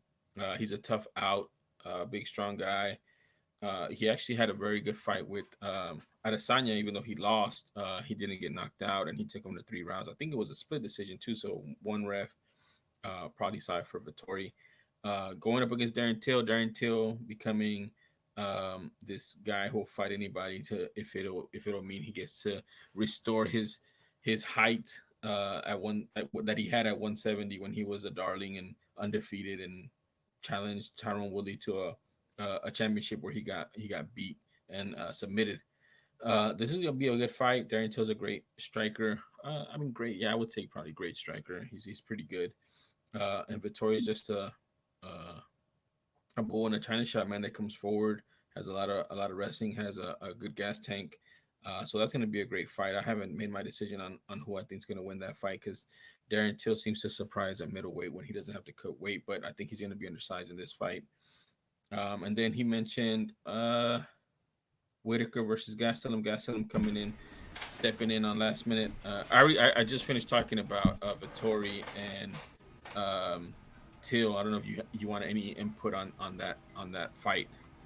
I want to see Till, if he's gonna win, get a knockout, because he looks good at middleweight, but we just haven't seen the finisher that we know he is. So I would like to see that. But Vittori is a monster, man. Like, the dude I was gonna is say legit. So I don't think he's gonna huh? get a knockout against Vittori. No, yeah, like he's legit, man. And I mean, if Vittori wins, it's gonna be big time too, though. Yeah, so Uh, remember Vittori has that fight against Adesanya, went 3 rounds early in Adesanya's UFC career. mhm. It was a split decision, I believe. So one ref, I think, gave it to Vittori. And he's tough, man. He's tough. He's a big Yeah, dude. I think Till's gonna be undersized in this matchup, and I think Vittori might try to wrestle him a little bit. yeah. You definitely gotta do something a little different, because even in that Whitaker fight with Till, uh, Till, I think, won at least 2 rounds in that fight. So he is capable of competing, but Vittori has a different fighting style than Whitaker. Whitaker is willing to stand and bang with you. I think we've seen Vittori is willing to, if he has to, take you down, wrestle you down, and try to work you over. So we'll see, man. I'm looking forward to that fight for sure. For sure. Also, we have Muay Thai here. Who wins, Trump or Obama in their prime? Um, Clinton. I mean, no doubt, Hillary. Clinton Hillary. would be the ref, Yeah. and she'd win. Yeah, 100%. Shit, WWE style. Um, all right. Yeah, Till versus Gastelum. Um, I was very bummed when Costa dropped out, had to bow out of the fight, and then when Gastelum said I could do it, I was like, yes, let's. This is the fight we're supposed to get before Adesanya, broke through. We were supposed to get Hmm. Gastelum versus Whitaker. Whitaker had to, unfortunately, I believe, call off the fight, so we ended Hmm. up getting Adesanya versus Gastelum, and the rest is history, really. So we're finally getting this fight, 5 round fight, kind of championship fight without the championship. And this is a different Gastelum than we're used to seeing. I think a Gastelum back in, I believe that was 2019. Uh, that Gastelum fights Whitaker exactly how he fought Adesanya. Hmm. Now with this Gastelum, does he fight more like he fought Ian Heinisch? Uh, that's kind of a little a little rich thrown in the plans of Whitaker, possibly. You know, it's interesting because both these guys moved up from 170. One because he had to, because he couldn't make weight was Gastelum. The other one because he felt he needed to, which was Whitaker, and it did a lot for his career. Both of these guys, I think, are left-handed, southpaws. So I think that's also another interesting wrinkle. Both these guys are fast because they are undersized for 185. Um, but you're right, man. What Gastelum do we see? Do we see the Gastelum that's going to stand there and box and trade and kickbox, or do we see the Gastelum that is desperate for a win and will do anything, including just holding the guy down and beating him up on the ground? Even a guy that's bigger than him, will he do that? And the thing is, too, Whitaker does have some wrestling, um, so it's interesting. Will he be able to do that? And I think one of the reasons too he was able to do it to Heinrich too is because Heinrich is slower. Um, Whitaker's Mm-hmm. not slow. Whitaker's not slow. So will he be able to do that if that's the route that he takes? If he strikes with him, I still think it's an interesting fight. I think that Whitaker is probably slightly better at striking in the striking game and setting up traps and catching people. I Yeah. mean, we saw it against Cannonier. how he kept setting up the high kick, and the high kick ended up being, the equalizer that broke the arm early in the Mm-hmm. fight. Um, but I also think that Gastelum might have a slight speed and power edge, um, than Whitaker. So, and we've seen Whitaker can get knocked out. He got knocked out by Adesanya. He's been knocked out Mm-hmm. before in his career. So he doesn't have the greatest chin.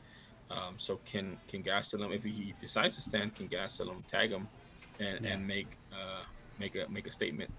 Yeah, and Gastelum was able to handle the power for at least 4 rounds and what 3/4 of a fight against Adesanya. He was able to handle that power, whereas uh, Whitaker, as I always say, was knocked out twice in that fight. And the other thing about that too, man, is, man, Gastelum has a bad habit, and I'm hoping he's fixed it, of rocking people and not finishing them. Mm-hmm. He rocked Weidman, and he could have finished him in the first round, and he didn't. And then Weidman came back and won the decision.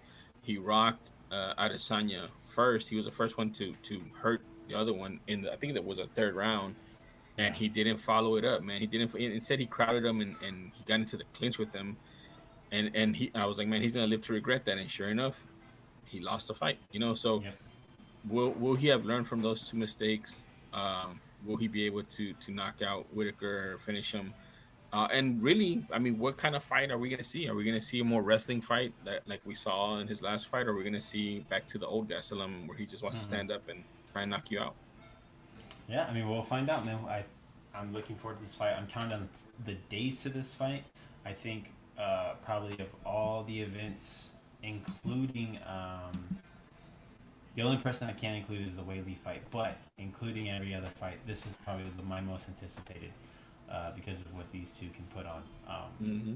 And Whitaker, I think Whitaker is one win away, just a win away from challenging Adesanya again, whereas Gastelum could be a highlight reel knockout away from challenging Adesanya again. And Yeah, I mean, I know Adesanya is better than he was when he fought Gastelum, but I also believe Gastelum might have added an extra well, layer onto his fight game I, if I'm he just if saying he you. continues to use it.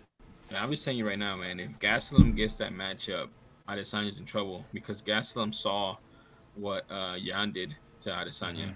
Adesanya, and Gastelum can do that to Adesanya. He can definitely wrestle him and keep him down.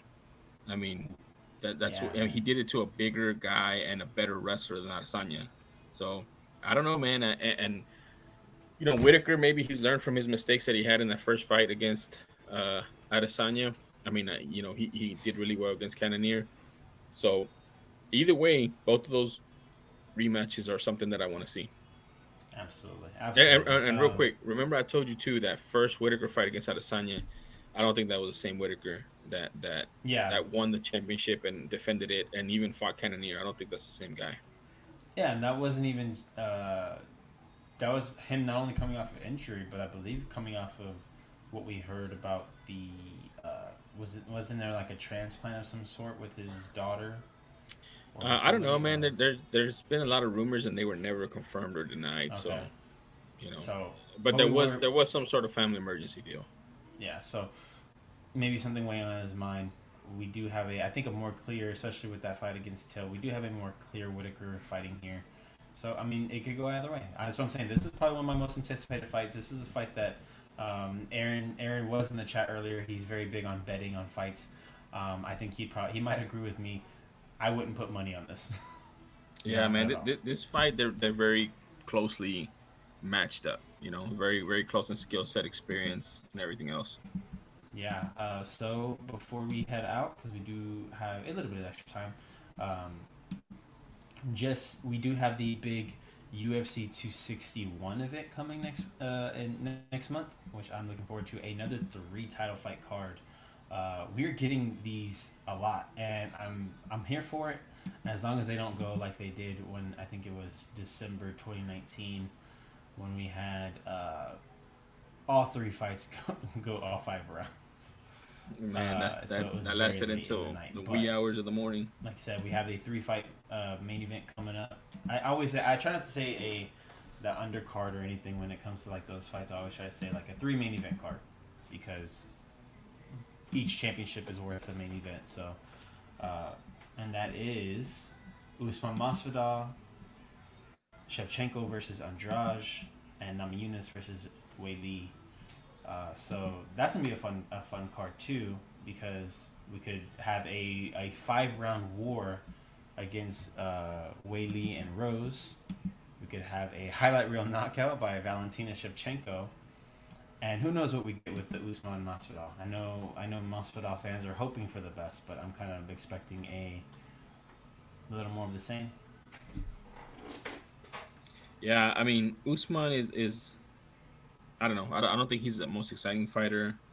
Masvidal's gonna have to put up or shut up. So I just think that we're Mm-hmm. gonna see a little bit of the same. I'm really excited about the Wei Lee and Rose fight, man. I think that's gonna be a barn burner for sure. I think that has a potential to be the best fight of the night there. Mm-hmm. Shevchenko versus Andrade. I mean, I just think she's just miles ahead of other fighters right now. Shevchenko is, and Andrade doesn't do anything very well, man. She just comes forward and tries to land that power punch, and Shevchenko's just so good. She has such great precision and speed. I just think it's gonna be another early night for her. Absolutely, absolutely. So that's another thing to look forward to, guys. So before we head out, we got some March Madness coming this weekend. I've been itching for it. It really sucks, but we get to. I like that they get a break, but also it kind of sucks because I want to see more of the tournament because it's been a wild and crazy tournament so far. I actually have said, I believe in terms of sporting events, March Madness might be my favorite sporting event.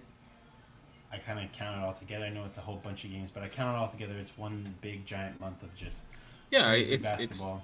it's the Super Bowl of college basketball, man. Hmm. Basically, and man, basketball is my first. Actually, it's my second love because I fell in love with baseball first because I played it when I was young, and then in my formative years, when I was in high school, I played ball for my high school, and I fell in love with that. Just the the skill needed, the requirement, everything you need to put in to be good at it, and I forgot how much I liked March Madness because we missed it last year. And we were so worried and Yeah, stressed. I was so stressed out, and this year when it came, I was like, "Oh man, we have basketball upon basketball upon basketball upon basketball, and buzzer beaters and crazy plays and upsets." And I was like, "Man, I love March Madness, man. I love March Madness." So I'm glad they were able to put it on. It sucks because we did get a COVID cancellation yeah. and a forfeit, which sucks BCU. because and it sucks for that team too, man. Because those teams, had to do a lot through COVID as well just to get to where they're at, and Yeah, for them man. not to be able to play it out and lose on the court sucks. But other than that, sour spot or sour note, man, it's been awesome, dude. It's been an awesome tournament thus Hmm. far, and I anticipate it's only going to get better. Absolutely. Did you make a bracket this year? No, I didn't make a bracket because again, man, No. I wasn't really. Not that I wasn't looking forward to it. I knew it was in the back of my mind, but I just wanted to enjoy it, man. I just wanted to enjoy it, and I'm glad I didn't. I'm glad I didn't because I've been enjoying every game, man. And it's funny because I've been watching them with my son, and we'll be like, "All right, who are you going for?" And usually I always go for the underdog. I always go for the underdog, but Hmm. I think there was a game when I wasn't because the underdog was whooping the the favorite, and I'm like, he's like, "Who are you going for?" I'm going for this team. And like, wait, they're ranked higher. Why are you going for them? And I'm like, because they're just getting whooped, man, and I want them to Getting make a whooped. comeback. Yeah. And then this year, man, we got the Cinderella story of Oral Roberts, a school I've literally never heard of. Really, man? I have never heard of Oral Roberts. I mean, I heard And of it as a kid. It's just a funny thing. Oral yeah, Roberts. yeah. As I was like, there's so many jokes that the school could be said and Hey, its expense, but wow, what a great story from them, man. They knock out number 2, Ohio State, and they're doing it kind of the NBA style of let's just shoot threes, let's hit these mhm, threes, and it's working because I believe through the first half of the Ohio State game, Ohio State had a better shooting percentage, but Oral Roberts had the higher 3-point percentage, and it ended up working in their favor. And then I believe they beat Florida in their second game, mhm. who I like Florida a lot too because I like that dude Castleton that's on that team. I think Trey Mann is a future star in the league, but this Oral Roberts with the help of A. Smith, who I don't know why his name is spelled the way it is, but it is. Um, do not read his name the way it's read. Do not say his name the way that it is read. It is A. Smith. A. Smith. But that dude's one of those guys who I think he's shorter than everybody. I think they said he's around like 5'11", 6'10", or 6 feet. But the dude is all over the place. Like he is crazy. He's good. fast. Yeah. He's very fast. So I'm looking forward to seeing what he can do. Why am I blanking on who they're playing? What I forgot who they're playing too. Hold on. Me too. Hold on. I have my March Madness app, so I'll check it out real quick. Arkansas. Arkansas, dude. Arkansas is so good. They knocked out Texas Tech, who I know Texas Tech was in a lot of people's brackets to go far. I think I had Texas Tech beating Arkansas, but I wasn't expecting this type of game from Arkansas. However, I do think Arkansas plays a lot like maybe a little bit like Florida does. They're big. They muscle you around, so they show that they can beat that type of team, but they're also not to the caliber. Florida is nowhere near the caliber of Arkansas. Arkansas is a much better team. So I don't know. It's gonna be a lot of fun. A lot of fun. Obviously, we are cheering for U of H going forward because we are Houston natives. I never went there, but we're Houston natives. So that's just kind of the team that you cheer for. I mean, when Texas Southern was in it too, I was cheering for Texas Southern as well. Man, But, and they were doing decent until it got away from them too. yeah, They just didn't believe in themselves, man, because they had all the talent to play well. I watched that game too. That's one of the games I watched. But dude, Oral Roberts too, man. Real quick, their coach is a big Astros fan. He's a huge Astros fan. So there's a tie to Houston too. So maybe we can go for Oral Roberts as long as they're not playing U of H. I'm just saying that's a potential right there. absolutely. Baylor, Yeah, you're Baylor. absolutely I mean, right. But Baylor's still in it, so that's from Texas as well. and I actually got Baylor in my championship, losing to Gonzaga. I just Yeah, think dude. Gonzaga has been in the mix for so many years in a row. I just feel like they're kind of owed one, and that's weird. Sports is weird like that sometimes. It Sports is is. kind of it's weird like that. It's like you just kind of have to wait your turn, just stay around long enough, and you'll eventually get your turn. And I just feel like Gonzaga's kind of owed one, and I mean they're playing lights out. They could be the last team, the first team in a very long time to go undefeated. Dude, In you the know, entire season. Yeah, Loyola was really good, man. Yeah, Loyola beat they knocked out number one Illinois, and they just outclassed them, dude. Outclassed them. Yeah, Hey, and but then that 3 point thing that you were talking about with Oral Roberts, it might backfire, man, because it works yeah, in the NBA because of the shot clock. The shot clock absolutely. But is 30 24 seconds is a long seconds. time. Yeah, man, it's just a long time. They can just okay, you make one and we just hold it for 30 seconds, Yeah, and it'll shorten the game. So I don't know, man. It's gonna be interesting watching them going forward. yeah. You make a good point about that. That's actually something I haven't heard anybody talk about. But I hate the shot clock in Dude, they they college. they they can run like 3 sets, dude, which is Yeah. crazy. Like, okay, that play didn't work. They're resetting, and then they reset. That one didn't work. Okay, well now you chunk it up. It's just crazy to Hmm. me, man. But I mean, that's the game, man. And that's why you have like a 19-17 first half or something like that. Yeah, Because it's because of the shot clock. Yeah, but so we have 4 games on Saturday and 4 games on Sunday. So Saturday starts us off with Oregon State versus Loyola Chicago. Like as you said, Oregon State coming off of the upset of Oklahoma State. Cade Cunningham, #1 prospect in the NBA draft this year. I know the Rockets are holding out for him. I don't know if we're getting that man, #1 pick, but after what's going on with the Harden trade and us getting blasted like we've been getting blasted, you kind of need Cade Cunningham. we need a ray of hope, man. We need something. Yeah. Hey, but even though Uh, Porter is doing not bad, no, we yeah, already yeah, he's doing really good. yeah. I was just saying with with the Rockets. I mean, you turn Harden into basically Olynyk and Avery Bradley and some draft picks. You gotta hit with the draft picks, and I think I know this we're talking March Madness, but with Raphael Stone, like you have to be thinking like I got to hit because Daryl Moore, even though he didn't use draft picks, he always made some kind of splash. That's kind of what we're used to here Uh, in Houston. I mean, yeah, but we don't have that and we have a horrible owner now.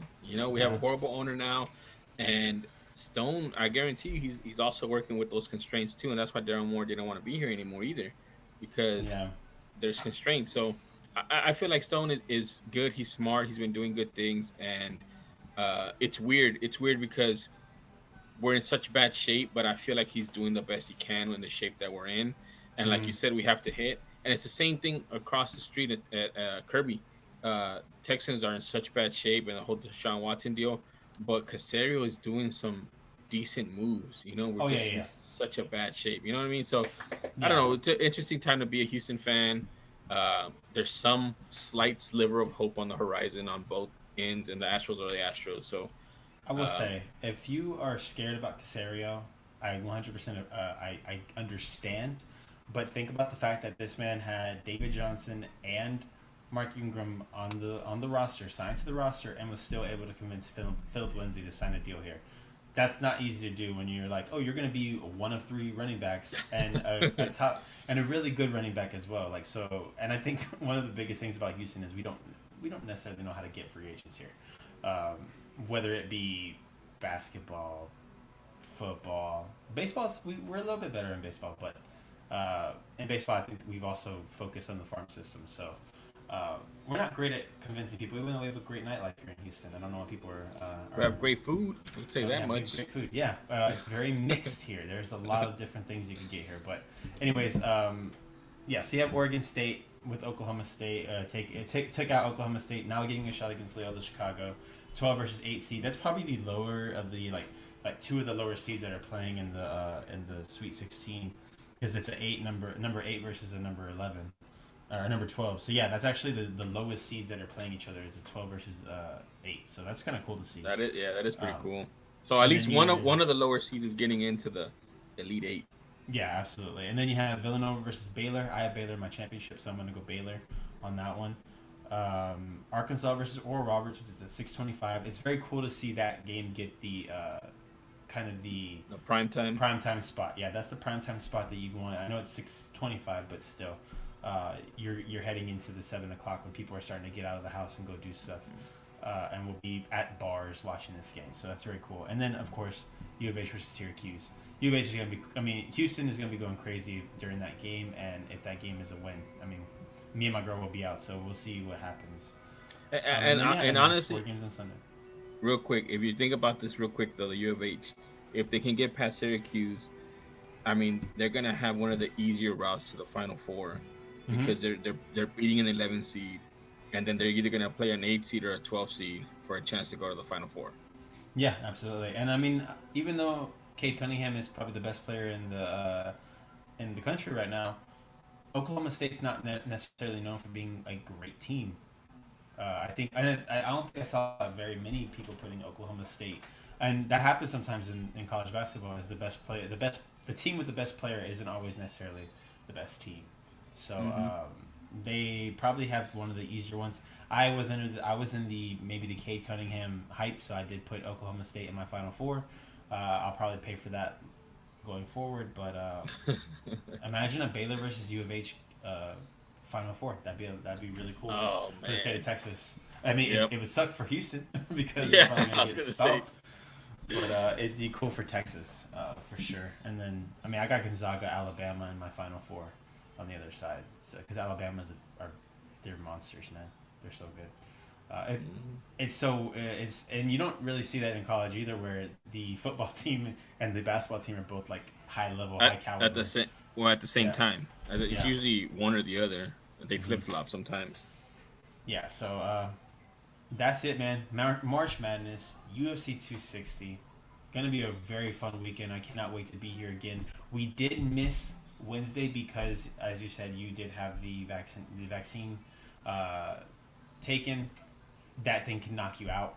I've heard it Yeah. could put you on your ass. So, but next week we should be back next Wednesday, as scheduled, around 9 o'clock, and Yes. expect the hour 45 probably going forward. Yeah. Kind of knock things out a lot faster, so we can get you guys to bed faster too. So. Thank you everybody for joining. I want to say thank you to Aaron, Muay Thai, and Paul who were in the chat today. See you guys next week. Subscribe, like the video, and check me out on Twitter at AlecMiller0423. Go to my TikTok where I do anime reviews. It's at Alex Anime Reviews. Pretty simple. And then also the regular podcast every Monday night, where me and Paul talk Houston sports and basically any other thing going on in the world of sports. So, and then Jesus, please plug away. You can find me at the Real Jesus on the Twitter sphere, and that's spelled JEEZUS. We'll be here every Wednesday going forward. UFC starting to pick up, in person starting to pick up. We have these fight takes. We also have what we're watching, and we also touch on a little bit of sports as well. So yeah, man, follow me on Twitter at the Real Jesus. Also, just real quick, I promise the Take Two movie show is coming. It is coming. We are locking down guests. It'll most likely be a recorded podcast. It will not be live, but that's okay. But yeah, we'll be looking forward to bringing that. We got a lot of great stuff coming. Theaters might be opening up a little bit more. We have Black Widow coming. Black Widow coming soon to theaters. I believe next week we're getting Kong versus Godzilla. So very excited. Obviously, that's not in the theaters. That's on HBO Max. But get HBO Max, guys. It's worth it. It's worth it. You get 4 hours of Justice League that I still haven't watched. I haven't seen it, man. It's just too hard to commit to that. I might do the parts thing. I liked it better when they were like, it's gonna be in 6 parts, and I was like, yes, I can do that. I know, when it was like a mini series, I was like, yes. But for 4 hours, good lord. You're gonna hate me. I still haven't even watched The Irishman because it's 4 hours. Oh man, Irishman's dope though. You know what's sad is I can watch fucking 12 hours of Lord of the Rings extended trilogy, but I cannot sit through Martin Scorsese 4 hours. It's good, man. I feel like, I don't know. It just depends on what you like. I think you could do Lord of the Rings because you know it's good and you know you like it. Yeah. I like those type of movies, man. I like Scorsese, so I'm gonna sit down and watch it. And I've already watched it 3 times, I think. The first time I watched it sitting down, just all the way through. The other times I've just been stopping and going back and forth or whatever. But yeah, man, definitely watch it, man. I'm gonna watch the Justice League this weekend, by the way. I'm gonna make time for it. All right, I believe you. I probably won't, but I will be watching Falcon and Winter Soldier tomorrow. So look forward to that. So we will see you guys next week. Thank you for joining us, everybody. Aaron, Muay Thai, and Paul. We look forward to seeing you guys next week. Tell your friends, tell everybody you know, and we will see you guys next week for the ANS podcast. Peace out, guys. AMF.